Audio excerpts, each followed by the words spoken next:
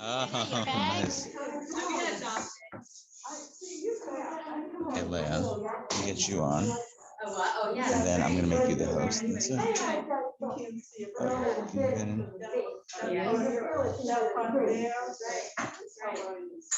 How do you get in? And then, do you have the link here? Can you pull up your email? Has the link in there? There it is. There is there something here? No.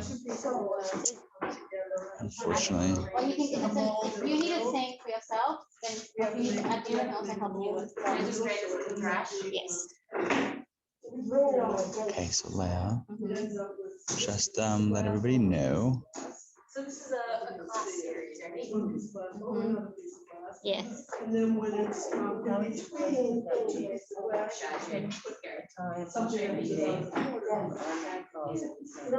actually a really good I've never heard of it. Show me video. And then it's called slumping over there. Ton of math. That's interesting. Oh, believe me, well, we decided that we're all boosted, so, yeah, you don't, if you want to, it's good. Yeah. If not, we'll just It's like a bunny rabbit one. Recording in separate.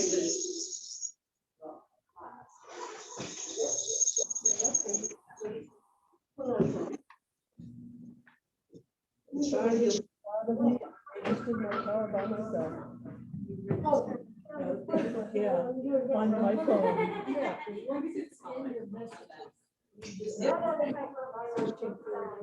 Yeah, no, I got it. Well, Rabbi gave directions. Okay, there you go. Yes.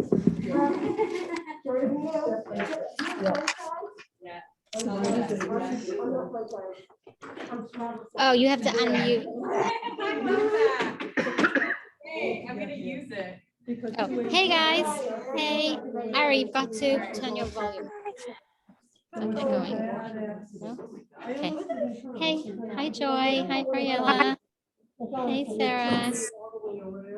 Hey, I don't know how I'm saying. Okay, let me show you around the room. So we're getting ready to start. We're getting our cooking demo ready. I'm going to do introductions, formal introductions in a minute. There's Donna, there's Charna, there's Nina. Hi to our online crowd. Conyers. Hi, Donna. I didn't make it. This is my mezuzah that I made last. All right, let me find a good spot so you guys can see the demo, and then we can turn you around when we start studying.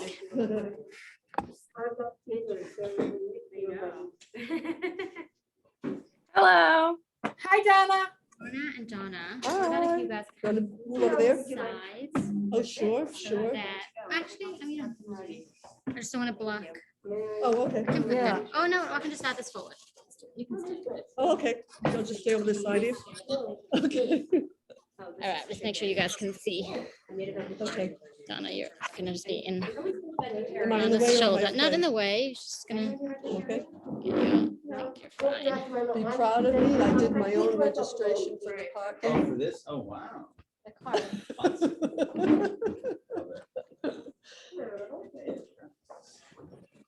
Oh, goodness.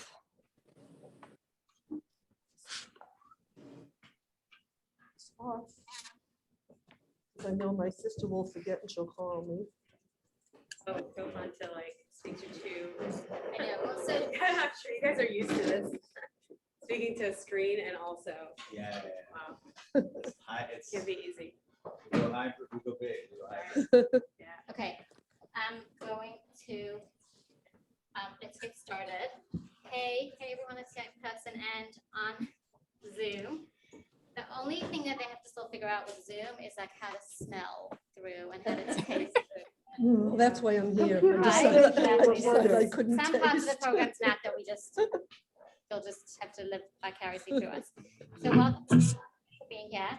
This is Sarah. I see. Sarah is I don't know if she calls herself a chef, but she calls herself, what do you call yourself? Just like I cook well. I'm a Cooks really, well. really, really good cook. Oh, How's that? She's a really good cook. you're a She chef. cooks from just walking in here, with just a lot of creativity and flavors, and not your like typical salt, pepper, garlic that we just some of us use for Yes. everything. Smelled a lot more flavorful than that. Sarah's going to do a little demo. The topic tonight is kosher, so that's why it is food themed. Some of what she's doing will throw in some kosher tips here and there, but she'll show us how to cook something. Don't even know what it is going to be, and we will then move to studying a little bit together, and she will go into the kitchen and do some magic, more boy. magic. Wait, we can't watch And the magic? magic is here, but then she'll just finish off, plate I'll it, serve it. and come back out to serve it, which is real magic. So Is this working? is it? Oh, we have to turn it on. That does I help. think there's a light on. Oh, yeah, wait, yeah. It's you so can hot try today. turning it off and on again. All right, It let's just see. went on. Well, don't. Don't risk your life for this. It's not one getting warmed So I up. Okay, talked to I'll Adina I'll introduce Malka the dish. before I because came. It's Oh, not okay. warming. I don't know if you're I gonna think get she's high. calmed down. All right, we'll go what we get. We'll get what we It's get. all good. We'll make the She sound. got Yeah. an appointment Some set up. sizzling noises from the crowd, All right. So first of all, thank you guys for having me. I moved to Atlanta just a little bit under a year ago. January will be my first anniversary Oh, of boy. living here, and it's such an honor to get to know. Sarah, where'd you move from? I moved from Brooklyn, Oh. Yeah. from Where'd you Crown go? Heights. Where'd you go? I'll talk about Okay, that. okay. The before that, I'll Okay. talk about also. But it's a real honor to get to know the little pockets of the Jewish community here. And there's so many of us, but it's rare that we get opportunities to really get to know each other. So I really love that. Anyway, so because tonight's demo is about kosher, this is a dish that I think really, really exemplifies kosher food today, at least for me. I kind of started out my culinary influences, I would say, were really, really strongly embedded in how I grew up. My parents actually are the Chabad Shluchim in Colombia, in South America. And I don't sound like a Colombian, but I am. And growing up there really was a challenge to keep kosher. And I was the only kid keeping kosher on the block. And my mom always made sure that we didn't feel like we were missing out on anything, and that we really experienced the culture and the food that Colombia has to offer.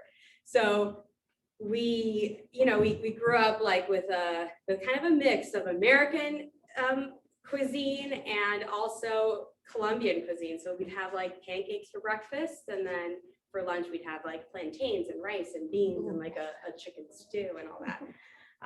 So anyway, keeping that kind of exposure to like a lot of different flavors really influenced the way I cook today. So I owe that to my mom, because she could have just as easily only cooked us American food in Colombia. I'm like, that's that. But she made sure that we didn't feel left out. So that's where that comes from. And in general, my inspiration for sort of keeping kosher today is my parents. They were able to keep kosher in a place that didn't have anything. They had to go to a farm to get their kosher milk and hire a shochet, a person who knew how to slaughter cows kosher, to come down, and we would do like a once a month trip to the slaughterhouse and that kind of thing. So they managed to do it in the most trying of circumstances. So for me, it's like, if they could do it, I could do it, here in the States, where so many amazing things are available. Anyway, so when people think about kosher food or kosher style, they usually think of, you guys tell me, what do you guys think of when you think of kosher food? Cholent, deli, pickles, kosher pickles, bagels, Food that has a little hechsher, Yeah, anything that has a hechsher. there you go. Bagels That's and true. lox. Bagels and lox. So a lot of Matzo people think balls. kosher Matzo balls. really means the style, like kosher style. Kosher style is not really necessarily kosher. You can have a kosher style deli that's not at all kosher. And sometimes the types of foods that kosher, means are like a little heavy, salty, briny, very specific. But today I feel like this dish is none of that. It's super flavorful, incorporates all the different fun ingredients. It's very healthy. This is something that I love to make like on a quick weeknight. This is actually not my day job, cooking. I'm in grad school. I freelance. I do freelance marketing. So I'm also a mom. So when I have like no time, this is the kind of dinner that I make. And I love that there was a time crunch here that I have to do a demo in 20 minutes. Like, what can I make in 20 minutes? That dinner that I pull out of my pocket to make in 20 minutes when I have like one of those crazy days.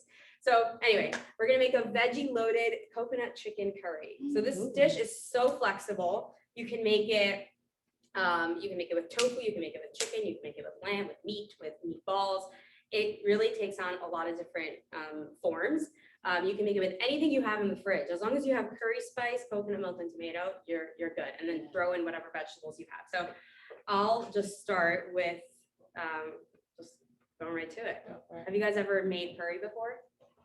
You made curry? It's good, right? Once. All right. Well, I'm going to inspire you to make it more than once. It's like a weekly dinner in my house. Years ago. Another bonus, it freezes well. So make a double batch and then freeze it, and then you'll pull it out on another crazy night, Okay, so you start off always with toasting the spices when it comes to a good curry. This is a vegan ghee, which is really cool because this is like a new product at Trader Joe's that happens to be kosher. Ghee is usually a butter product. It's like a clarified butter. But this is one that's made out of like coconut oil and avocado oil. So really cool. And that's what real Indian curry is usually made from. So I thought I may as well use it. But you can also use coconut oil if you don't have this. This is just fun to show you guys that this can actually be kosher. You want to heat up the ghee. It really does come together so quickly. And then you're going to start by toasting the spices. Curry powder is something that you can really find in any store. Just be aware that every store has a different blend of spices. Curry is a blend. Oh, also, I'm not going to measure. I wrote out a recipe for you guys to measure. This is how I cook, so I'm going to show you how I cook. You can learn how to cook without using measuring spoons tonight. Anyway, so you can already start to smell the curry, just like that. So you want to like wait for that to happen. Over here, I have cut up chicken breast. I put a little bit of curry on there. You want to put salt on there also. And then you're gonna brown the chicken pieces. All right, guys, it's working. Can you guys hear? Can you hear everything? And coat them in that curry spice. So I really like using this kind of pot, a Dutch oven. I would say it's like the #1 thing that I can't live without. I don't know if you guys have ever cooked with a Dutch oven before, but cooking with a Dutch oven is a game changer. You can't go back to using the thin aluminum pots, especially for something that has to cook low and slow, and the flavors have to like melt together, and you also have to get a good sear on the chicken. If you use another kind of pan, you're just not going to get that super hot, super fast effect. So this is really, really great for that. And you're going to use more. Look how much curry spice I use. You're going to use a lot. You want it to taste like anything, you have to be generous. Like nothing's going to happen if you use too much. What's the worst? It's super flavorful. Like go for it. Does it get, Go nuts. does it get sharp with a lot? No, it's not as sharp. It's just intense. You can even go more intense. I'm going to go with like a mild version of curry, but if I'm feeling like adventurous, I'll put in some lemongrass, some ginger, some cinnamon, like I'll add even more. But it's important to look at the actual ingredients that your curry spice is made out of. So here, sometimes you don't even see it. It says organic spices, turmeric, cloves. So like you don't really know what's in it, but you know there's no salt. So make sure that you're gonna salt your, look, you see, I don't know if you can tell, it's already browned on one side. Yeah, What? Do the curry mixes have to be kosher? Yes, they do. I mean, if it's a blend of You spices, can't assume that most spices are kosher. No, we're actually gonna talk about assuming that anything is kosher. right, right. So And that there has a are kosher some things certification. like plain sugar, like if you're grinding your salt, grinding your pepper, you know, Right. grinding. But as soon as they're mixing things. I go to Coliscan when I'm in New York. Y'all are really missing the Yeah. smell. Smells so good. Yeah. Right, I think if you're buying like just one single spice. Well, I find there's like garam masala comes You know, five different like ways. in the shop, Have like a you know, they Thanksgiving make dinner. all those And I, mixes. like, It was just bought rough. that It was line rough getting here, and I knew it would be, but there. it Something almost like turned this that around. you buy, Wow. you know. This is from, No, I I got to, like, try buying everything part at like where I local could turn stores around, so that and you then I guys said, could this is actually fine. find them. Okay, This is where I from make a Kroger. decision, yeah. Most of the stuff is from Kroger, Trader Joe's. You can Literally. get so much in, Is, I mean, so much in Kroger for sure, but Trader Joe's. coconut oil? Smells good. Smells good. Also, yeah, coconut oil also has a half jar. I mean, this is like a blend of coconut and avocado, but you can find coconut oil with a half jar as well.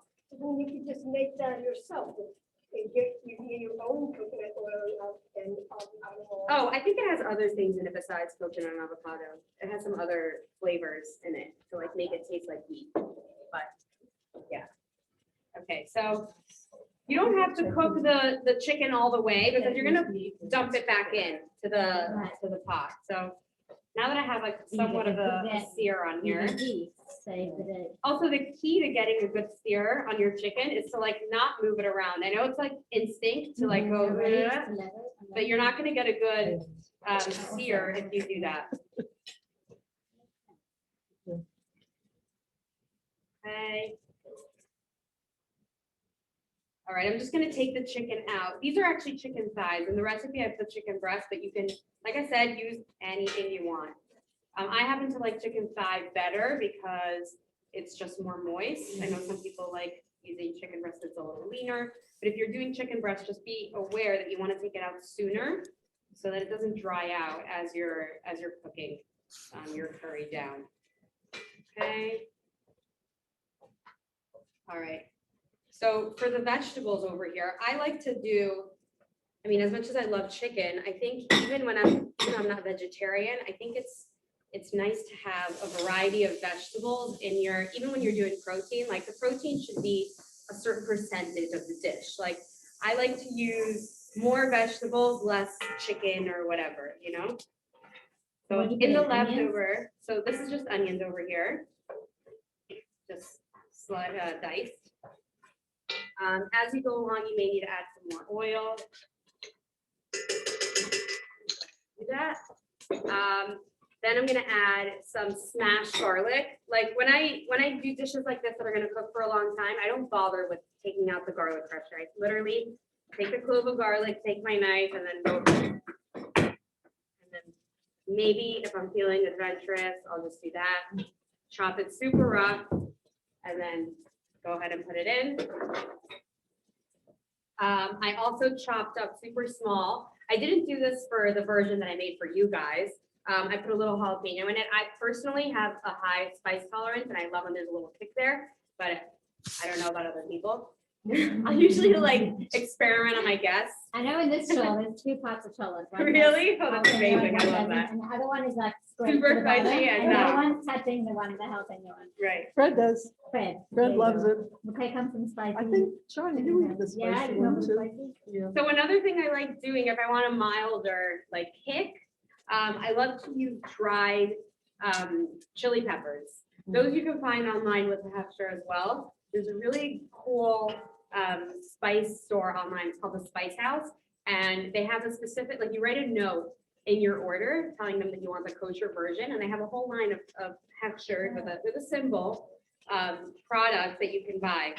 So I make like my orders from that. And they have fantastic blends. Their curry blend is like beyond. They're the freshest spices. They're like, when you open those packets, they smell like they've been ground yesterday, you know, which is what you want to see. I'm sure that they probably don't get this exotic, but they'll have. If you guys want to come up close to see what it's looking like, or if you have any questions along the way, Please, feel free. Make this one. I just did one little jalapeno just for a tiny kick. I can handle one. No. So actually what people think is that the spiciness is in the seeds, It's in the seed. but it's not. It's actually in the veins of Oh, in the veins. in the veins. Yeah, I always thought it was the seeds, and I'm like working so hard to take out the seeds, but really you just have to peel off just slightly the little veins that It's a you see little inside. raised, it's a little raised part in there. But jalapeno is not that spicy to begin with, so you can So really if you wanted to make this more like Asian style, you would put ginger in and ginger, lemongrass, a little bit of, I mean, depending That's the on way your, I like it. yeah. Yeah, but I've been using a Thai curry cake that I'm sure it doesn't have anchovy or it's certainly not. I'm gonna have Right, to buy one. right. It's really great. So when I like get my onions brown, I like go longer than usual. Like it takes that little ounce of patience, but like if they need to be translucent and almost brown to me to like actually take on the flavor. Otherwise, you're like biting into a cooked onion instead of a sauteed onion. Like the browning is the flavor here, you know? Yes. Exactly. What? What is the difference between cooked and sauteed? Well, cooked would be like in water. So if you boiled an onion, it would be a lot more bland. It would have a flavor. It's like when you have like the onion from a soup, from a chicken soup. It's delicious, but it's just not it's not as deep. It doesn't go as far as I made as a sauteed onion. vegetarian, not vegan, but vegetarian chopped liver with just lentils and. Yeah, my onions and grandmother egg. makes that. And My the mother longer you let used the to- onions cook, Yes, people don't even know. Yeah, before I make like a big Shabbat meal, I'll take My mother like a did that. ton of onions and I'll just let a pot go with like a ton of sliced onions and then I use it in everything. That way I don't have to like, because every dish starts with onions. Like, let's be honest, every good dish at least. Thanks. That's what I do Pesach, because there's really nothing much else that you can flavor stuff with, so it's just like loads and loads of sauteed onions, Right. and everything. My mother used walnuts for For the mock chopped liver. for the chocolate. She Yeah, chopped it up. I don't like the ones with green beans. Oh, that's not my style either. No, Yeah, they're I don't know really- who came up with that idea. That's like Really not a thing. tasty. Yeah. Guys online, are you okay? Wait, Okay. You guys I are. can bring you unmuted. closer. Let me show you. It's Oh, so, curry so soup. good. My Shabbat guest. Beautiful, but I'm gonna do it. This is just the leftovers from what the chicken had on it. Show So them the chicken too. Oh, yeah. About the Oh, yeah, so biting. the chicken is. okay. the chicken. Usually Like the the fire would be That's higher. the chicken and Or curry. Induction, portable induction. I can't get over And how fast I that did is. love Yeah, it. I must get it. Does the It's trick. kind of, All right. In the interest of time, I'm gonna keep going. I know. all right. I feel like I'm on the clock. Like I'm No, on you're one of those fine, you're shows. fine. It's like 20 minutes. Go. This isn't Yeah, but at chopped. least we're It is. It's just tell me it's chopped. It's chopped, right, guys? No, it's kosher chopped. Kosher chopped, Okay, right. so in terms of my vegetables, I'm gonna go with some parsnips, some carrots. That's literally what I had in the fridge. That's what kind of inspired this dish right now. It's like what I had in the fridge. Carrots and parsnips are those vegetables that I always have because they could go into anything. They're so neutral and they last forever. I feel like they never go to waste if I buy them. So here we go, some carrots and parsnips. Okay, how would you describe a parsnip taste like? I never know that. So I would say it's like a different version of a carrot, like a nuttier kind of carrot. I don't I can know. put it in my chicken soup, but I don't ever. You ever try it No. plain? So And good. people have. I've It's seen such a good French root fried, vegetable. Like fried parsnips. Yeah. Delicious. It's starchier. I mean, It's I've a little never- starchier never made it, than but somebody else carrots. wants to Yeah, make it. I'm gonna try it. You're making me hungry. You could bake I'm it. sorry, rub it, Betty. right? Nothing, friends, hang in there. Okay, now the next vegetable that I'm gonna use, and this is, we'll talk about kosher a little bit here, is cauliflower. Now, what makes vegetables kosher or not is just if it has insects in it or not. So insects aren't kosher, so we want to make sure that all the vegetables don't have insects. Now, carrots and parsnips are easy to check because they don't usually have, they're not buggy usually, but things like cauliflower, broccoli, any greens, those tend to get a little bit more buggy. So especially if you're using organic produce, you're more likely to find bugs. So the way I check my cauliflower, and you can correct me if I'm wrong on the kosherness of it, but is I put it in I mean, if you're queasy about bugs, even if you don't keep kosher, like this is a great way to like see if your stuff has bugs in it. You put it in a kind of a bath of just water and a splash of vinegar, and the bugs kind of come crawling out. Gross, I know, but like that's the way it goes. And then I just go ahead and, So, yeah. and sift through. You can also look through the florets. I kind of do the same thing, and what I'll do is I'll just check the top because the bugs will float to the top. Exactly. So if you're seeing like a lot of bugs, then you will like might have an infested, whatever it is, cauliflower head, lettuce head, And if you aren't, then you're just, if the water's coming up, like, there'll always be some specks of green and. Well, the specks of green are the cilantro Right. over here that I was But using the even same in like, knife. you But might yeah, have specks of dirt and then the cauliflower thing. right, But if it's not bugs, then, you sometimes you'll just give it another once overlook. exactly. The bugs that you're looking for are bugs that are visible to the eye, so you don't need to get in there with that. Magnifying glass. Because there's going to be lots of crawling things at that level, but there's no bugs that you can't get in there. I just usually just wash it really well, but Well, with the Yeah. cauliflower, it's a little I harder can because see you that, don't want to yeah. get, you don't see You're right. Well, no, you have to check for it. You're not checking for bugs that are smaller than. That's what I mean, if what you you can't can see see. it. You're not able to get. So if you bought cauliflower that had the whole the leaves and stuff on it, I just bought the florets over here. But if you bought that one, also dump in the leaves. Like people forget that you can actually, the cauliflower leaves just taste like cauliflower. Really? That's it. Doesn't taste bad, and why waste it, Just cut off that bottom dirty part, but don't throw it out. Like I love roasting it. You save your scraps and make stock. Sometimes, yeah. I mean, it depends. That's what I use the leaves. and the Yeah. stems for. Yeah, but cauliflower, they actually are very edible. They Yeah. taste delicious. If you roast them, they get super crispy and they're like a little kale chippy, Now, if I did this for so long, I would be burning everything. I probably am. I'm getting busy talking. It's actually, Either I this use- flame is really Yeah. not that high. Okay. I guess that's proof, right? There's also a generous amount of oil in here. No, and that makes the onions even better. Yeah. I'm personally not scared of oil. Healthy fats are good. As long as you're using, oils that are good for you. Like you want to use a high heat oil, an oil that can withstand heat, Avocado. like avocado, coconut, grapeseed. Those are all good, healthy oils. Like I'm not a fan of like canola or vegetable. Like I don't really use those in my house, but these, I'm just always afraid of spattering. I know. Mhm. It's not that high. It's really not. It's not a, Yeah, because when you're doing it on the stove, especially on the wet, you don't have a pot like that. right. Okay, so now that we have our veg in, I'm gonna go ahead and add tomato paste. Tomato paste gives it a really good deep flavor. The only thing is with tomato paste is that you have to make sure to kind of toast it. It's okay if you don't, but there's something that happens to tomato paste when you put it in the pot and it caramelizes, it gets like even better. So you're gonna put a full pan of this. Now this is from Trader Joe's. It has an OU on it. That's what makes this kosher. Remind me to tell you what makes all the ingredients kosher in here. Because that's what this class is about, right? Or Leah, you can chime in.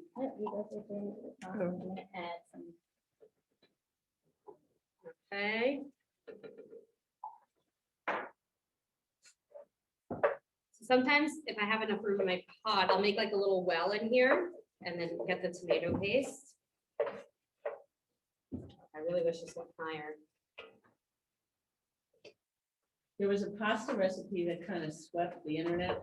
It was The feta pasta. not that one. It was tomato paste and shallots. Yeah. And you really let them go to get all that Mm, delicious flavor, and then that pours over some of these dishes. so good. That's You're not making me how wanna to make make that. Two ingredients. I can make a pasta in under 10 seconds. Love that.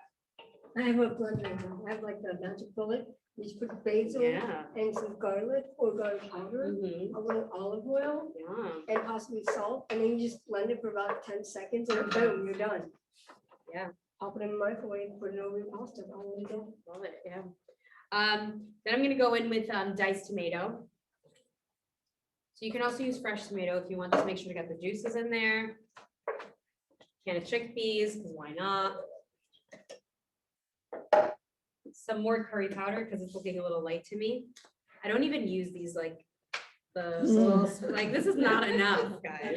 Maybe they're wild. They never. It's like these people didn't watch anyone cook with these spices. Like how much? It's like for cayenne pepper. That's Right, it. it's just helpful. Otherwise, you're scooping out. Yeah. scoops of paper. All right. Now there's a little liquid in here, so it's starting to I never bubble. measure, but I don't put that much, but I haven't Yeah, worked you with need to be curry. brave. You can do that a Yeah. little courageous to go for it. Here, and then this is the fun part. This is the coconut milk. So coconut milk ensures that this stays kosher because we're not mixing meat, which would be the chicken, and dairy. Like coconut milk. And coconut milk is also so good. It tastes so good. I like to use the full fat here so it gets extra creamy. Is there another thing you can use, like maybe almond milk or? I personally love the flavor of coconut in here. Like coconut curry, they just go well together. Mhm. There's nothing like it. I wouldn't That's more swap that classic. out, That's honestly. classic. Also, almond milk doesn't give you that like the cream that. Thick, gives you yummy, that creamy. cold Now this fat looks a cream. little, Even with that, this doesn't look like I what it's used to gonna use look like, almond you milk, know? But then when I tried the coconut, it's. so Oh, much another better. thing that I like to do is I serve this topped with cilantro. I take the stems now at this point. Again, I don't like wasting. So here's where you just use the stems. It'll give the curry some use the flavor. leaves for that. Again, you don't even have to use the chicken if you don't want to. Like this is such a substantial meal all on its own. You see how many vegetables are in there? It's like so fine to just go for it like this. And then that would make it a vegetarian dinner. So Leah, Yes. if you were gonna make this with tofu, Okay, would let me you put go a little and brown? louder. I'm gonna put you a little louder and then go ahead. Go ahead. Okay, so if you were gonna make this with tofu, would you brown the tofu first like you did the chicken? Yes, I would. My favorite way to make tofu is to season it, cut it into cubes, and actually roast it in the oven. I press it and get the water out for as long. I mean, it's another pan that you have to get dirty, which I don't like, but like. How long and what temp? And In the oven? Yeah, for tofu. I'll usually go at like 400 until it's crispy. I don't know. Flip it? Okay. No, usually Ooh, it's fine. And then what do you season it with? I like that. Just if I'm doing a curry dish, I'll just season it with some curry, olive oil spray. Uh-huh. Right. Okay. I On just the spray it sheet. with olive oil so that it like gets get all the olive oil corners so it's of the tofu. in. Okay. Ham And is- now to ham add is only another nice. Olive oil is more nutrition, because why not? I just go ahead and add baby spinach. Now these, the way you would check these is you just kind of look at the leaves and see if there are any bugs. I already checked this one, so it's good to go. I love And spinach. this is like a bag and a half, I would say. You could go with a bag and a half and like, because it's gonna shrink Cooks to down nothing. So anyway, yeah. stir it in and then get that chicken back in and then just leave it on the fire for as long as you want. And then that's it. And then it'll simmer for a long time. I would say 40 minutes. You can also serve it right now. It's just not going to be as deep of a flavor. The longer it simmers, the better, really. I'm going to add some salt and pepper to taste. And then we're good. The way I serve it is I like to serve it when you cook something for so long, it kind of gets like heavy and like you need a little bit of like brightness to wake it back up. So I'll squeeze some lime over it. I'll top it with cilantro and some cashews, and it's divine. It just adds the right amount of something that cooks for so long gets a little mushy. You want something crunchy like the cashews. it gets a little heavy, you add the lime to brighten it back up. And then you have a really perfectly balanced, delicious, like, I don't know if you guys could see. Oh my God, this pot's not even hot. But Oh, it's gorgeous. it's just a delicious, yummy. With your eyes. So it's Yeah. Beautiful. And it's just divine. You can do celery root in here. You could do literally any, what vegetables do you guys have in your fridge right now that you want to be using? Like, just go ahead and throw them in. Sweet potatoes, butternut. Yeah, any root vegetable really shines in a curry. For some reason, I don't like using like green, like I'm not going to use broccoli in a curry. I don't know why. It just doesn't feel like it goes for me. Green pepper seems Huh? to go. Zucchini goes. Yeah, why not? It'll just make it waterier. So Yeah. you're going to have to, Put it in at the end. yeah, either put it in at the end, then it'll be crunchy, or, That's gorgeous. yeah, thank you. Green pepper. You guys are gonna get seems to go taste in it. curry. Green What? pepper seems to go. Sure, yeah. But the jalapeno does that for me, and pepper. And that's it. If anyone has any questions. Recipe is over here. I'm gonna hand it out and I'm going to email it to you all. Now, if you wanted to make that Mexican, would you get cumin and not use the coconut milk or? So I No. make a version of like a long, drawn out dish that's on the Mexican side, like a chili, Yeah, like that. yeah. And I would go with like a chili powder, paprika, cumin, coriander, those style spices. But this really turns it into like the Indian flavor profile. So yeah, Fred would like that. with We'll chili. take it's just a fun thing to try. If you haven't tried curry before, it's so good, so easy, not as intimidating as you think. We just put it together just like that. That's it. I'm so excited to try it. All right, Sarah is going to go behind the scenes for a little bit and we are gonna study together and then we will be back together to enjoy a delicious dish and we'll just share the feedback with you and you'll enjoy it through us. Okay. So good evening again. You are welcome to take a book. Yes, we will be using some of the text. So if you need a book, you can take one and you can tear it open. That's always the fun part. Yeah, just kind of, you need like a fingernail or a key.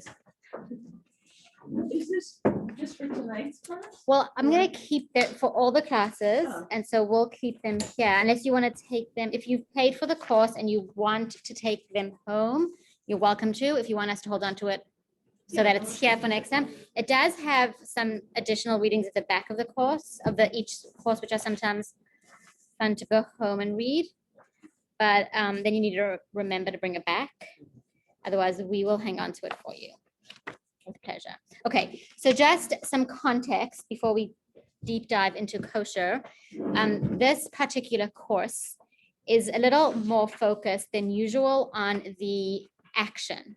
So what we do at these courses often is, talk about the Kabbalah of, and we talk about the philosophies and the emotions and the thought processes of different holidays or different concepts in Judaism or different mitzvahs. And we do always end off with an actionable item, but a lot of times it's just, the conversation, it's a farbrengen. Farbrengen is, lots of philosophizing, lots of sharing. This particular course is taking the idea of hama'aseh hu ha'ikar, which is the action is the most important part. So when we have those conversations and then we say, let's talk about something actionable. So the Rebbe really drove the point of that's the most important part of the whole thing is taking that action item away from the conversation. So this course is really kind of focused on the action. It's focused on mitzvahs and making them tangible, helping us understand them in a practical way so we can go home and try a little bit more of whichever mitzvah we spoke about. So we talked about mezuzah last time. And we are going to talk about the Mitzvah of Kosher this time. And still as a way of an introduction, I want to just talk about the idea of mitzvot so we can put kosher into the right category of mitzvahs because we know that there's 613 mitzvahs. And probably because all of you have been at classes here before, you know that when we translate the word mitzvah, the general translation or understanding of it is a good deed, or a commandment, can you do a mitzvah and bring me a glass of water? Can you do a mitzvah and bring the shopping bags in from the car? We use it in that context. It generally refers to a divine commandment that God gave us. Things that he wants us to do. Those are the positive commandments, the positive mitzvahs, and the things that he tells us that we should not do. Those are the negative mitzvahs. And we also know, if you've learned Hasidus, if you've learned Kabbalah, that mitzvah is related to the word savta. So the root of the word mitzvah is the same root as the word savta, which means to attach or to join.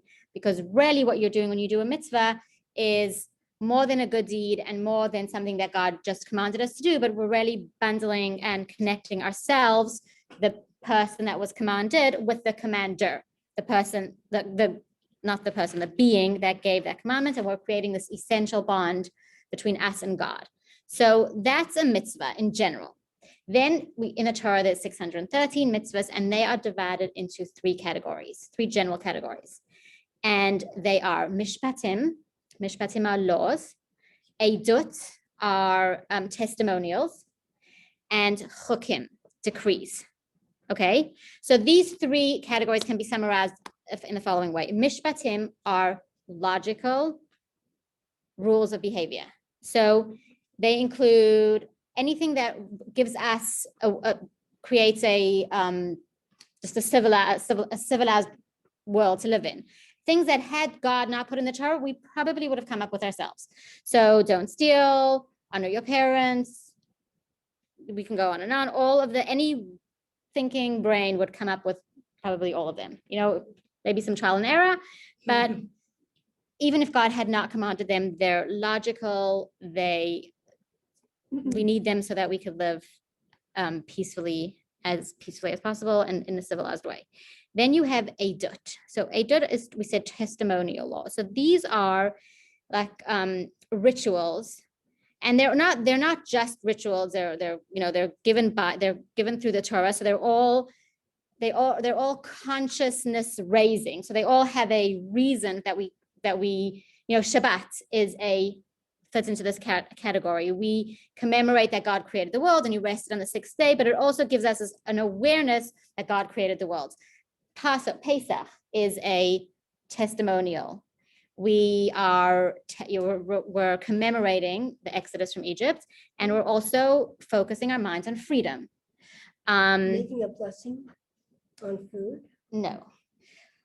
We wouldn't necessarily come up with them on our own, and definitely not in the same way that God did, but they are logical. It makes sense to remember the Exodus from Egypt. It makes sense to remember creation. It makes sense to celebrate being led through the desert by God on clouds and being given the manna, and all that. Those are what we're doing when we're doing the Eidut.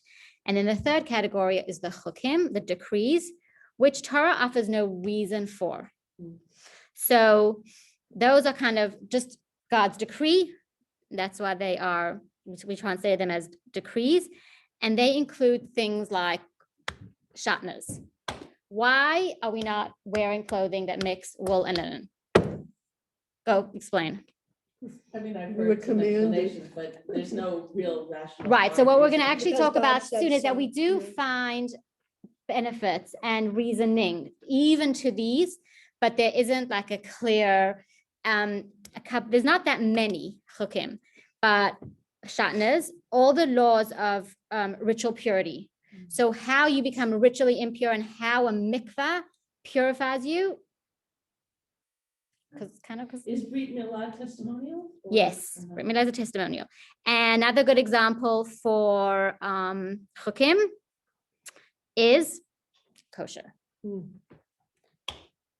So we are going to first put kosher into, obviously it's a mitzvah and it's in the category of chukim. Now, what we're going to do, we're going to take this a little bit further because it's just so much fun. If you think of us and God are in a relationship. So now let's apply these three types of connection points with it as to a human relationship, right? So if you are in a relationship with a significant other, what would the behaviors that would be logical mishpatim, like you need them to have a functional relationship or a functional home if it's a partner that you're building a home with. So what would an example of a mishpat be? Communication. What was that? I was thinking like communication, maybe. Communication. I don't know what. Yeah, I would say like, I would bring it even more basic, like kind of when you know the 5 love language, like acts of service. What are the things that need to happen that logically need to happen so that you can just live with, like coexist with somebody, live in a shared space, communication, compromise, whatever acts of service, just getting into this pattern of things and getting things that need to be done so that it's clean, there's but all of those types of things, like really just Following the rules of each other. following each other's rules, respect. What about the testimonials, the ones that commemorate something? So if you're if we're talking about a spouse or a partner. Your anniversary. Anniversary, exactly. This is our ritual for our birthday, or this is we celebrate birthdays. We celebrate our first date, our first kiss, our engagement, our wedding, all of those, like when you commemorate those days, those are the testimonials. And then chukim, the decrees, what would those be in a relationship? Okay, spiritually, Doing things yes. that they ask of you that make no sense to you. Okay. So that when someone says, just because I like that, and you're like, it makes no sense to like it that way. Because I said so. Because that's how, right, that's what I like. And so those would be the chukim. And when you take it to, before we go to like a parent-child, which of those 3 is the most romantic? Because that's the way they like it. Exactly. Okay. Exactly. Okay, Right? yeah. Okay, now if you think of like parent-child, so Mishpatim are the rules of the house, these are the rules of our home, this is what you need to do, these are your chores, these are your responsibilities, this is the way that I expect you to respect me, respect the other people in the house, all of that. Testimonial, same, birthdays, first day of school, whatever it is, all those. And then chukim is when, just because I wanted to say this, like when mom is like, because I said so, and like, I hate that. right? It's Mom- because I said so. Well, that's because God said so. Correct. So chukim is God saying, because I said so. Exactly. Keep kosher because I said so. However, it is what Nina was saying before, is that in really at the end of the day, and we're not going to do this because this is its own whole class, but at the end of the day, really each mishpat is really a chok. Right? Because really, even though it's logical, and even though what happens in a case where that logic doesn't exist anymore, or the law gets so specific and it doesn't, what if you don't accept the logic, or you don't understand the logic? The end of the day, you're not doing it because it's logical, you're doing it because God said so. So really every mishpat is a chok. And also every chok, we look for mishpat. We look for reasoning, and we look for understanding, and we look for benefits. And yes, we do it at the end of the day because God said so, but can we find ways that we can understand it? Can we find ways that it benefits our health, our family? Yes, and we're supposed to. So that is what we are going to do this evening with kosher. We're going to talk a little bit about the practical side of it, and also the benefits of keeping kosher. So let's begin on page. I'm going to jump around a little bit. So the basics of kosher, and if you turn to page 28 in your student book, you will see a little figure 2.1, and it says the basics of kosher. So when Sarah was doing her demo, some of this came up. We worked with animal products.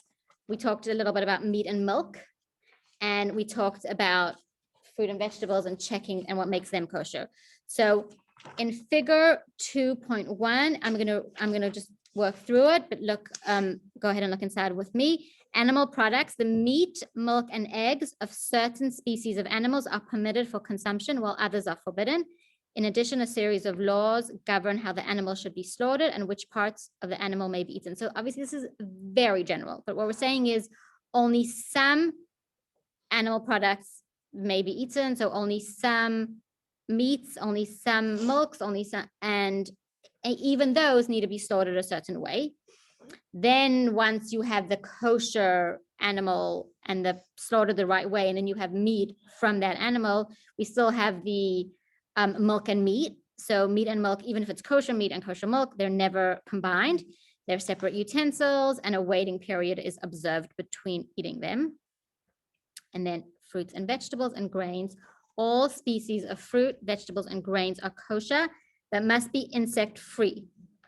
And so, and then, so that's that we spoke about. The way that you do that is with checking, and there's certain, there's lots of, you can look it up online. There's some are straightforward, some are a little bit more complicated to check. There's plenty of kosher certification websites that give you how to check a strawberry and how to check a raspberry and lettuce and broccoli and cauliflower, how to check them so that there aren't any bugs. And there's also, they added over here, which is interesting because it would apply this year.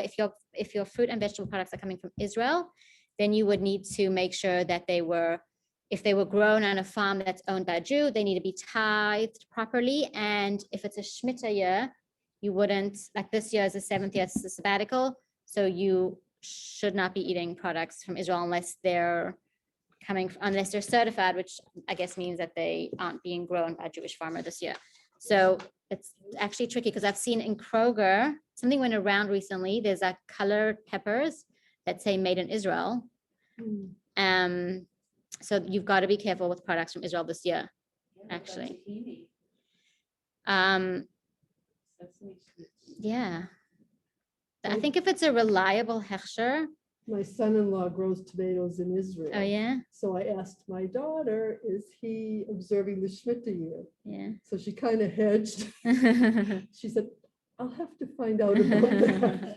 It's wild that There's still, it's kind like of most of ways those, around right, there's ways around it. And there's also so many of the Israel laws only apply when there's a temple. So there's all of, but this is still applies. And so there was this really beautiful video that went around of like, when the Shemitah year started, I guess around the high holidays, they had this like, and it must have been a kibbutz or something that had a whole bunch of farms, and they had this music playing and the farmers all like leave their farm.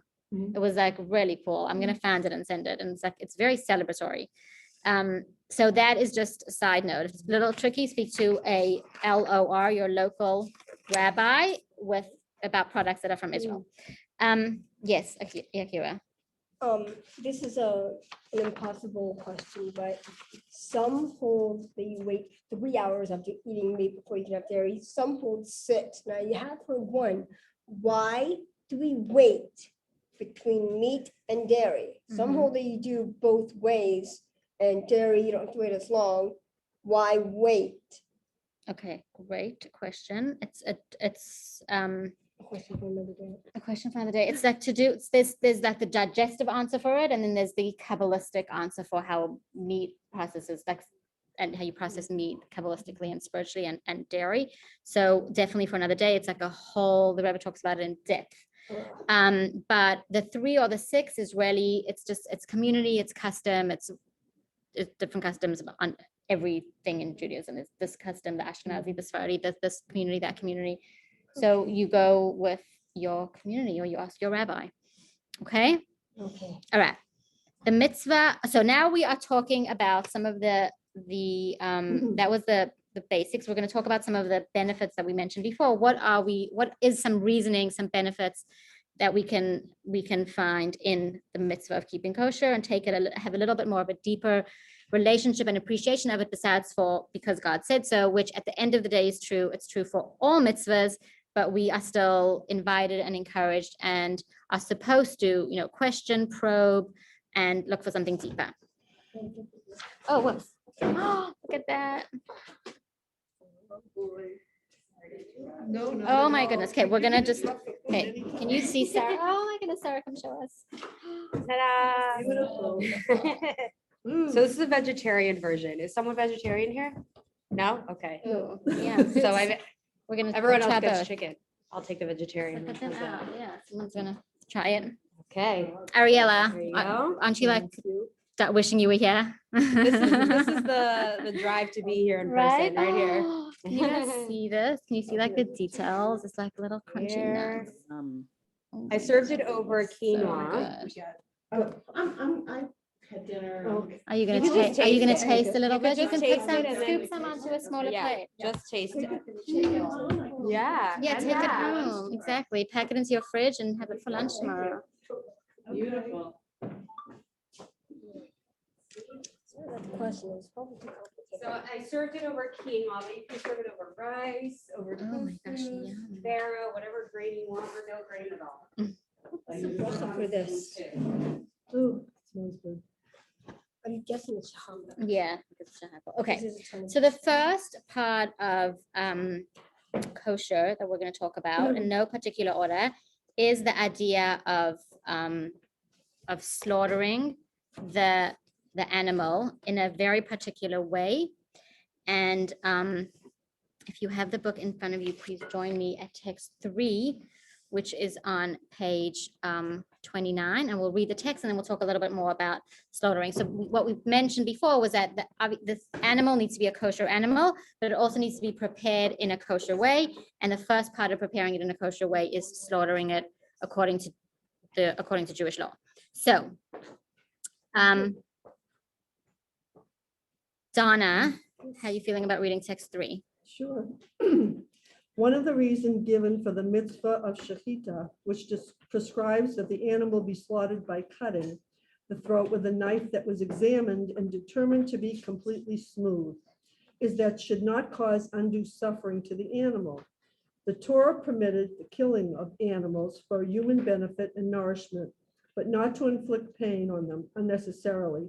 Indeed, the sages elaborated on the prohibition to cause pain to animals and concluded that it is a biblical prohibition. Okay, so we are permitted to use, I don't know if I like that word, but we're permitted to kill, it's even worse, animals for nourishment. However, we're prohibited from doing it in a way that causes any pain. So we're not going to get into, that conversation, but we're, of course, people, if you're not comfortable with it, you definitely don't have to eat meat and chicken. But this is the halacha. These are the laws. So it is slaughtered in a very, very, very particular way, in a very particular spot, with a like scarily, I don't know if that's a word, sharp, terrifying knife. And it's supposedly the most humane way of slaughtering animals. So even when killing an animal for eating, the Torah is making sure to teach us and to build within us that compassion and sensitivity of character.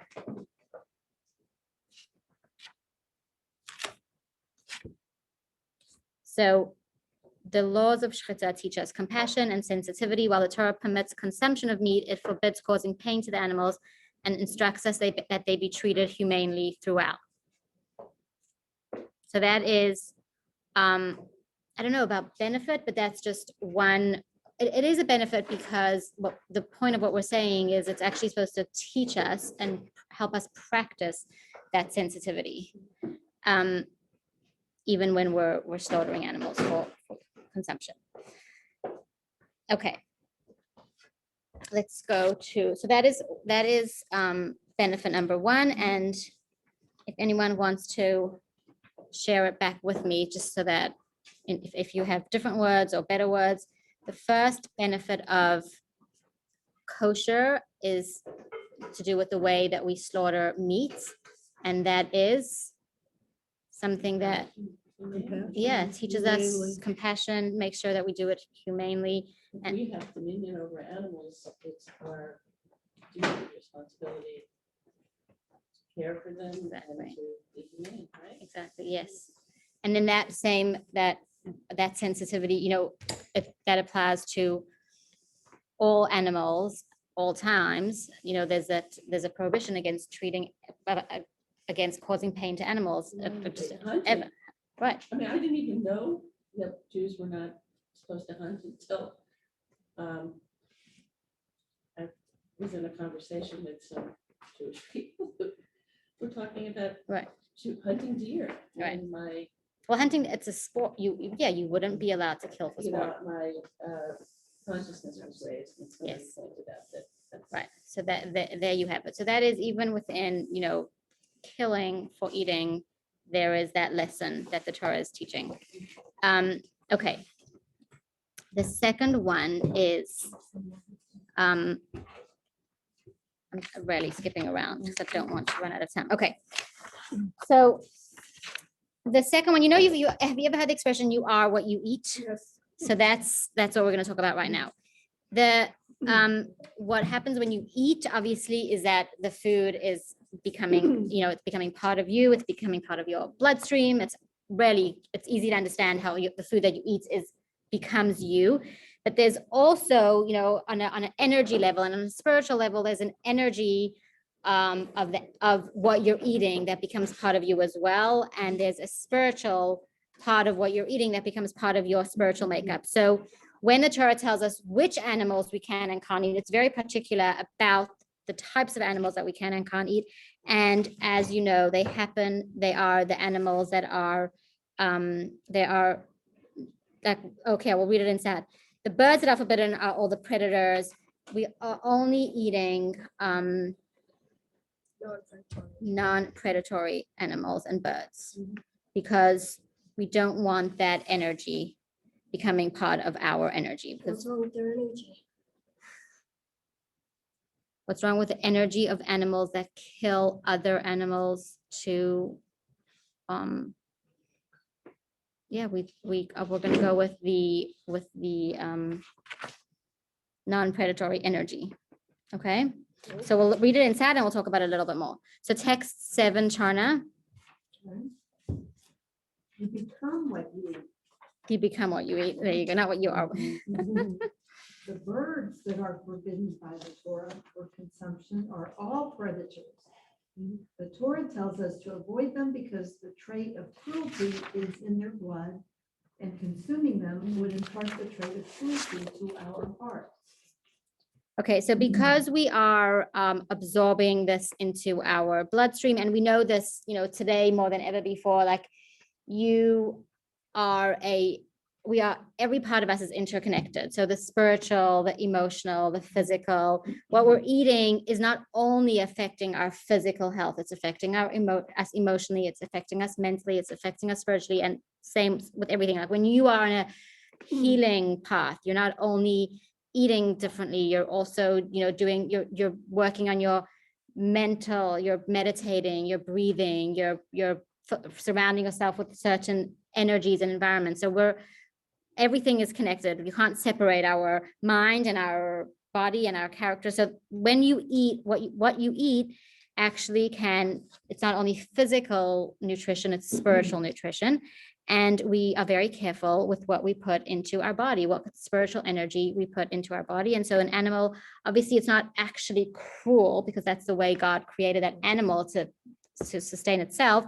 But that whisper of cruelty in there that it does kill to eat, we don't want to bring that into ourselves. We want to remain much spiritually sensitive and energetically sensitive. So the food that enters our body, because it becomes integrated into not just our physical health, but our mind, our character, our emotion, our spirituality, we are very careful with what we eat. And the Torah the Torah tells us which animals we do and which ones we don't. Okay, I actually skipped one and I really liked it. So we're gonna go back a little bit. Okay, then just moving around this. So that is the second one. The first one we said was, it is teaching us some level of compassion and sensitivity. That was the first. The second one was we are being careful to only bring in gentle energy into ourselves and not any predatory or cruel energy into ourselves. And the third one is the concept of giving ourselves boundaries. So what we're creating is this, like, we don't just eat. It's not about what we do, and it's less about what we do and don't eat, and just about the idea of having things that we do eat and things that we don't eat. And that like, we don't just eat everything is so healthy for us, and having, training ourselves to have those boundaries. And I think of kids all the time that you and anybody that keeps kosher will give you the same example with kids. Like you will go shopping with your kid, they'll melt down because they want that toy and they want that candy. And I don't have money, I don't have time, you already got this yesterday, we'll get it free, whatever it is, whatever excuse you give them, even if you're firm, they're kicking and screaming. If you tell them it's not kosher, it's just, it's magic. So it doesn't work when it's actually not, when you're just using it. Right. They just know there's no wiggle room. It is what it is. And so besides the fact that you don't get a tantrum in the middle of the store, how brilliant is it to teach a young child from that age, like, you don't get everything. Right. There's some things that you do and some things that you don't. And that idea is so beneficial. So the Michael my text 5 first is Maimonides. So Nina, if you can read text 5, page 31. Sure. The purpose of these dietary laws is to curb our appetites and the unbridled pursuit of what is most pleasurable, and to prevent us from making the desire for food and drink the ultimate purpose of our existence. Okay. And then I'm going to read text 6. It's a little bit of a story. That Michael Medved is an American radio personality. He told this in an article in the New York Post. He told a personal story which describes what we are talking about right now. A few weeks ago, my 6-year-old daughter did something that greatly upset one of my professional colleagues. At the same time, it made her father enormously proud. It happened when I took her to a television taping. While I answered questions, my daughter chatted with the show's associate producer, a bright, capable TV veteran I've known for nearly a decade. This producer seemed especially delighted. She fussed and cooed over Sarah's hair, ribbons, and frilly dress, then brought her colored pens, blank paper, and glasses of orange juice. When I finished my interview, I saw that my daughter had also received a large imported chocolate bar in gold foil wrapping. "Daddy, look what Cindy gave to me," she said proudly, "but I didn't open it because I thought it might not be kosher. Will you look and check and see if it's okay?" Our children have lived all their lives in a kosher home, and they know that unfamiliar products should be checked for the recognized insignia that certifies that all the ingredients conform to Jewish dietary laws. My daughter was hoping against hope that I would detect some excuse in the fine print on the wrapper that she hadn't been able to find, but the absence of any visible certification created a problem. "I'm sorry, Sarah," I said, handing it back to her after a careful search. "I just don't see any kosher mark." My 6-year-old looked crestfallen for just a moment, but quickly recovered and bravely passed the bar back to the lady who had given it to her. "Thank you," she said with a shy smile. "I'm sorry, but I can't eat it." The episode might have ended here, except that Sydney felt it deserved further discussion. "I cannot believe what I just saw," she exploded and set on to berate me, and by implication, my wife, for destroying Sarah's sense of fun and spontaneity, encouraging compulsive behavior, and contaminating our kid with fearful and suspicious ideas.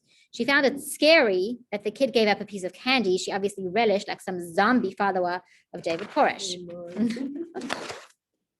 Worst of all, Cindy believed that this sick, authoritarian emphasis on kosher minuati would cripple my child's ability to reach decisions for herself and would make her grow up feeling different from other kids.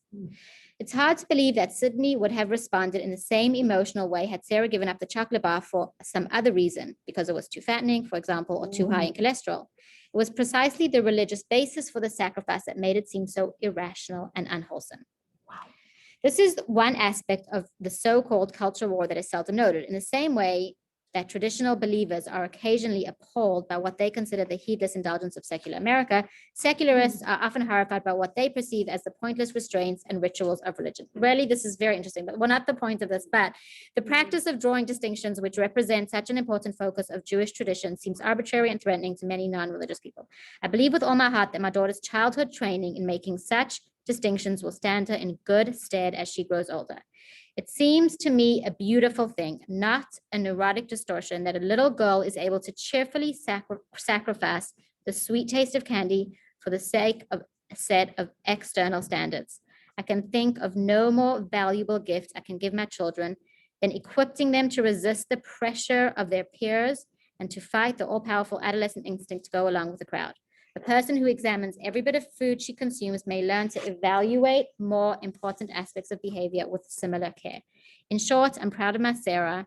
There's an out-of-fashion, still useful word that can be applied to the trait she displayed.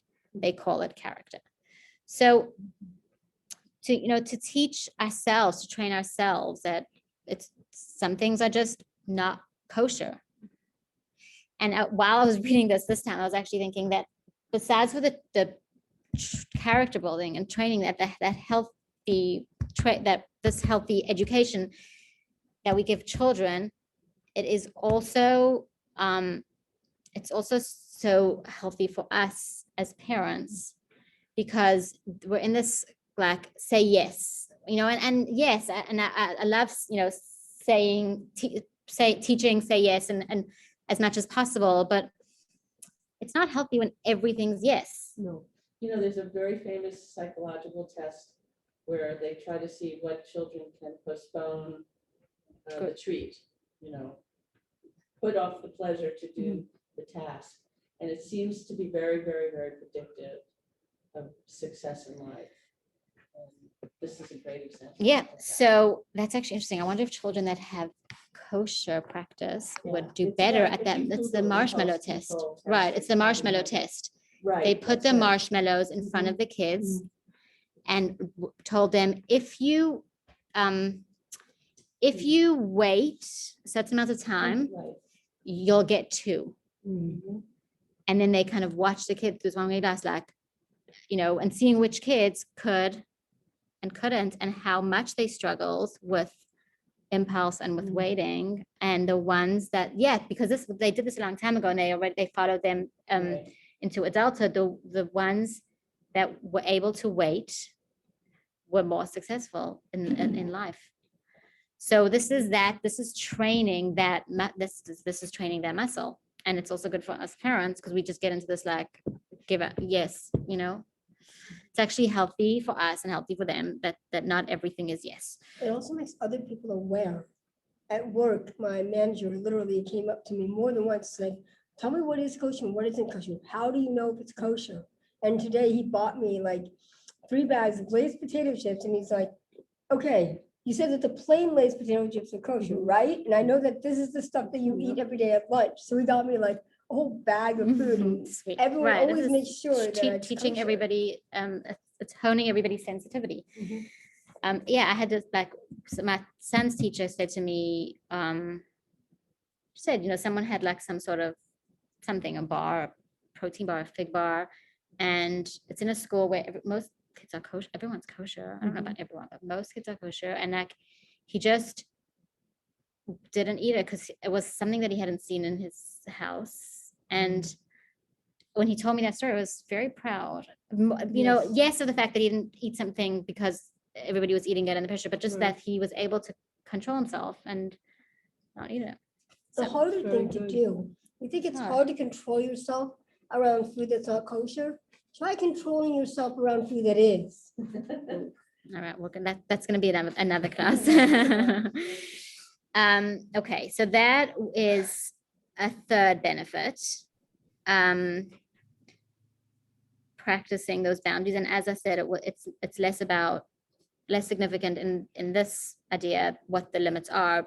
The fact that there are limits is what elevates us. But then we kind of went out of order. Still the laws of kosher are deeper than just boundaries. In other words, yes, there's a value to boundaries, but the boundaries of kosher are not arbitrary. They themselves are engineered to create holiness within us. So one of the ways was what we said, we're only eating animals that are friendly grass-eating animals, and it's teaching us sensitivity.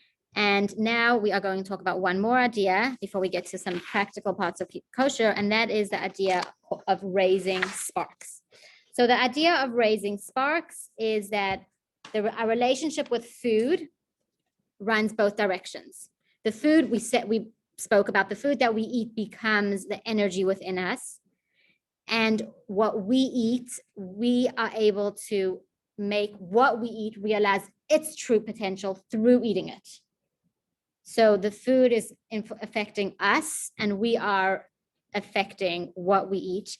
Every time we use the energy that we received from the food that we ate for something positive, we raise all the resources that we use to do the mitzvah, making them participants in that elevation. So when we, when we are, whatever activity we're doing that is bringing positivity and holiness to our world, the food that we ate that day and the bed that we slept on the night before and the car that we drove in to get there, those are all elevated because they were resources to do that mitzvah. So the actual animal that is been killed, even so, to be eaten is now realizing its true potential because it is being elevated because it was used in a mitzvah. So with food, however, there's a caveat. Not all food can be elevated. So if you eat something, give me a not kosher, typical not kosher food. If you eat shrimp on the way to services, and then you have a very focused and meditative morning of praying, that not kosher food that you do eat wasn't elevated through that because it's in the category of not supposed to be, of not kosher.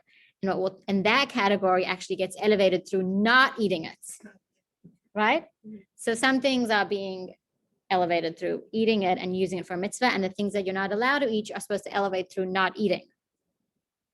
If you look on page 55, I really like this. It explains it well. 55? No, sorry, Oh, 35? 35. Okay.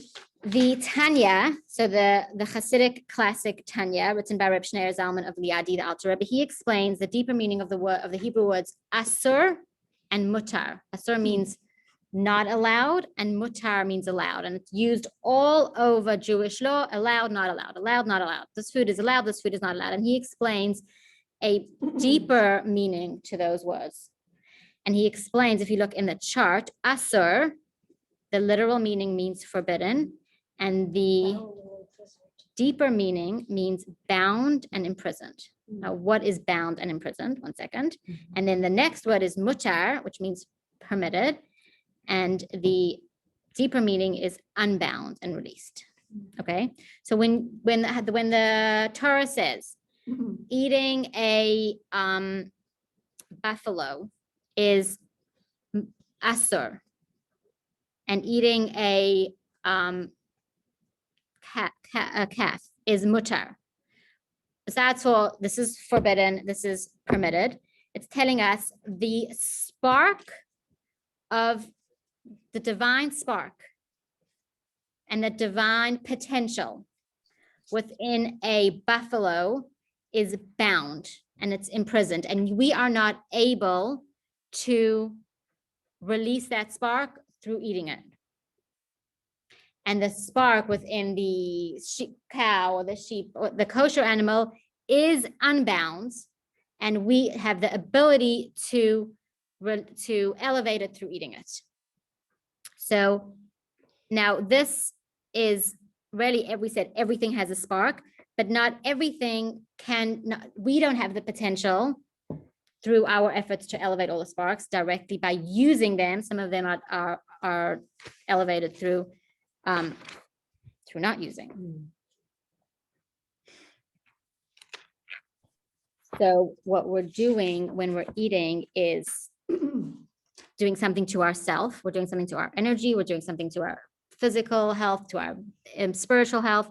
We're also doing something to the animal that we are eating, and we're elevating that animal to reach its full potential. Okay, now let's finish off with a few practical kosher tips. The first one is about kosher symbols. Okay, so those were, just to put that, we're just going to close that chapter and open the next one, which is short and sweet, and then we are going to enjoy our food. We spoke about 4 benefits of kosher. One is it teaches us to be more sensitive towards all animals, especially to the animals that we are using as food and nourishment. It teaches us boundaries. It teaches us self-control. It teaches us, it helps us elevate the sparks within these animals and fish and birds that have a spark that can be elevated. We release that spark and we elevate that spark to its full potential by eating it. And what did I miss? Did I miss one? How it's prepared. We didn't talk about why an animal is kosher or not kosher. Yeah, we did. No, we didn't say anything about having, chewing its cud and having a. Right. The very, like The which very- animals are Right. the signs of a kosher signs animal, of a right? We did kosher not get into that. We could. We're going to talk now about how to know things that you're actually buying, because we're not going to, it would be really nice if we were like going to the farm and, picking our cow, Right. but we aren't. We're going to most of the time we're going to the shops and to Kroger and to Trader Joe's. So let's look at the big five, which will always, to me, the big five, lion, what are the big five? Lion, tiger, buffalo, rhinoceros. In South Africa, when you go to the safari, you look for the big five. Elephant, I don't know if it's giraffe. Elephant, maybe. Elephant, leopard, cheetah, buffalo, rhino, and like My lion. husband says giraffe is actually a kosher animal, but how would you check? Giraffe that? is a kosher animal. But how would you check? it? Correct. Because You'd have the to climb up on spot because the spot is so specific, like they cut the throat in would such you a ever specific do it? spot. I don't think they know exactly where that spot is. Right. Besides the practical, like how would You'd you have to climb a get ladder. there? and sneak You up. can't oh, Right. maybe, because then you're Right. starting to cause pain. So we don't actually slaughter giraffe. Right. Okay, so the big Interesting. five is on page 36. These are the 5 highly regarded kosher symbols. There's many, many, many more, and there's a resource that I'm happy to share that gives you a list of them. There's many, many, many, many that are not reliable. Like So the just triangle. because it has a kosher sign, I'm not going to say specifically which ones are not. I will say that these 5 are first of all, these 5, whatever percentage of food in America is kosher, these 5 are going to be on the majority of those. Right. So you're very, very safe if it has an OU, an OK, a star K, a Chaf K, and a CRC. And there's plenty more that are reliable, and there are plenty that are not reliable. So don't assume that just because it has a kosher symbol, it is automatically kosher. You can look them all up, but I will share a resource that has a full list of reliable kosher hechshers. So those are just a good 5 to have to know. Now, why can't we just read the ingredients? So it is tricky with just reading ingredients because there is a percentage of something is less than a certain percent within food, then the FDA does not make you list it. So I remember learning this in school, that some dyes, like some red dyes, are like beetle blood or ant blood. Rabbi Lou taught us. Did he? Used to I say, think yeah, maybe they just tell that to us to like I scare don't us. know. He said they do use bugs to create The dyes. dyes. Yeah, so he used to, at the time, Gatorade was not, this was years ago. Oh, was Gatorade not wasn't kosher? He used to call it bug juice. Oh, that's Don't hilarious. drink Gatorade, it's bug juice. Right, they use the dyes. That's Yossi Lou. That's funny. So because I don't know, it used to be, I don't know if it's changed, but when we learned this, it was like less than 1%, less than 2%. So they don't have to list it. So you are not safe to just go buy ingredients. And then the equipment that makes it. And then equipment, exactly. So My mother said that boiled peanuts, while the boiled peanuts themselves may be kosher, we can't just go to the close, side of the road to buy them. Like, I thought we could, but she said that it could be the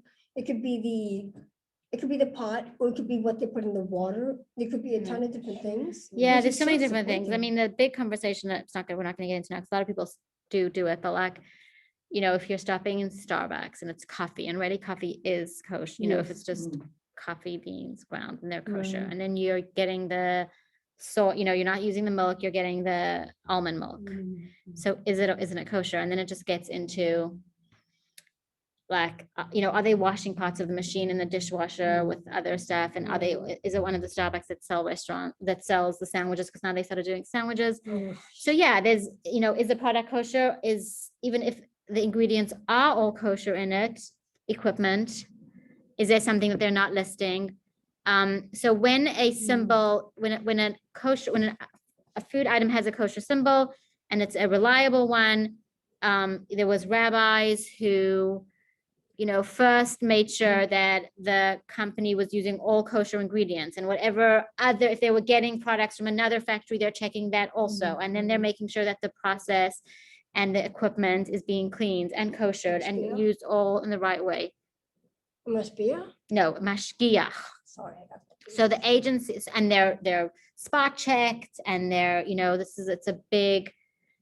it's a kosher certification is it's a huge business, and there's standards, and they're spot checking. They're not having it depends on, a factory might not have a full-time mashgiach, a restaurant would, but the rabbis are showing up anytime they change a product, they're sending it in, it has to get recertified. So sometimes you'll find something that used to be kosher and isn't Right, anymore, so right. you really have to check. Exactly, each you have time. to check each time. Yeah. Right, because it could be that, they showed up once and they were using products that weren't, they hadn't sent in, they hadn't been certified. So even if they are kosher, then they lose trust of that brand. So obviously this was different in the shtetl and in the good old days, where they were kind of making everything themselves and growing it and farming things. But now in the 20th century, with all this industrialized food product, the kosher certification has become a necessity. Okay, so simply looking at the ingredients is not a good idea. Even a small trace can render something not kosher. So that's why we are not going to go by ingredients only. There's one final thought that I want to share, which is something that the Rebbe shared, which is beautiful, about having a pushka, having a tzedakah box in a kitchen. So not directly related to kosher at all, but the Rebbe will conclude today's class with something that the Rebbe said, which is over here on page 37. It's a long quote, but I will read it, and that will be the conclusion of our lesson. It's beautiful. The kitchen is the most significant space. On the face of it, it may seem that the dining room, where Kiddush is recited on Shabbat, the living room, or certainly a room reserved for prayer, have greater importance. Nevertheless, the kitchen is uniquely significant. It is known that a person's nature is influenced by the food he eats, hence the special role of the kitchen, which carries the responsibility of supplying kosher food to the family, thereby positively influencing their nature and character. In the writings of the sages, one of the reasons given for the laws of kosher is that eating kosher ennobles and refines a person's character. If a person eats not kosher foods, for example, a bird of prey or a carnivorous animal, this will impart to the eater the trait of cruelty and aggression, whereas eating kosher food refines our character, helps us pray properly and fulfill the mitzvot as we should, and enhances our mental ability to understand and teach Torah properly and accurately. Kosher food also has a strong influence in raising our children. A child's upbringing is not only determined by the school he or she attends, but it is also influenced by a kosher diet. When children eat kosher, they can be educated properly. And this is all, pieces, we spoke about some of these pieces today. We can now appreciate the enormous responsibility that rests on the Jewish woman as the one who is responsible for the kashrut of the food coming from the kitchen, to purchase food that has the highest kosher standards and to cook and prepare it in accordance with kosher laws.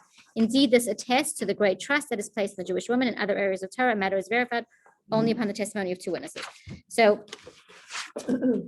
for the woman, a Jewish woman in the, I skipped, sorry, but in the kosher kitchen, a Jewish woman is trusted on her own. For the woman to carry so great a responsibility, she requires divine assistance. For even the most pious and righteous person needs God's help to succeed in doing the right thing. I have a suggestion to make in this area. So this is the Rebbe speaking. Before preparing a meal, give money to tzedakah for the purpose of obtaining food for those in need. When God sees that the woman of the house has Ahavat Yisrael and donates money to charity because she cares for the poor, then God will reward her measure for measure, and he will bestow her generosity upon her from his full, open, holy, and abundant hand. God will assist her to carry out the vital responsibility, and the food will be kosher as well as tasty. Moreover, when we give charity before preparing our meal, we symbolically connect the meal with the needy person we are feeding. So it's charity specifically to somebody that's gonna help somebody that's with food. We may not know the poor person's address, and it may take some time until the money reaches them.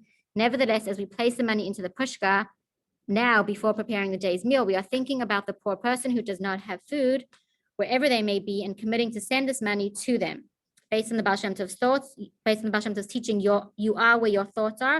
It is as if you are together with that poor person who's going to eat your food at that moment. It is therefore a good idea to make a pushka, a tzedakah box, a permanent fixture in the kitchen. It's not just to have it standing on the counter, but actually to affix it to the wall. It will remind us to give charity in the spirit of Ahavat Yisrael. It is fitting to place the pushka in a conspicuous place. This way, when guests or friends come to visit, they will notice the pushka and ask about it. Why do you have a pushka screwed into your kitchen wall? Then we can explain to them, and they will be inspired to put one in their own home as well. We can add another meritorious feature by attaching the pushka to the wall with a nail or the like. In this way, the pushka will become part of the house, and the entire house will become a house of tzedakah. How beautiful. Wow, it is. So if you're wondering when you come to my house why there is a pushka screwed into the kitchen wall, this is why. I love that. Isn't that beautiful? It is I don't have it in beautiful. my kitchen. You're gonna have it now. Can we get seconds? I haven't heard that. Of course, yes. She said there was more like upstairs. but Yes, that's we not just like got there's a more request for upstairs. seconds. Or- There's a whole other bowl over here also. There Yeah, is I a know, bowl I thought there here. was This something one looks, else. I'm gonna give you this one because I want some, but that one Yeah, looks I like a know. lot. I want you to have. That like, one's a bigger- vegetarian. This is vegetarian? Yeah.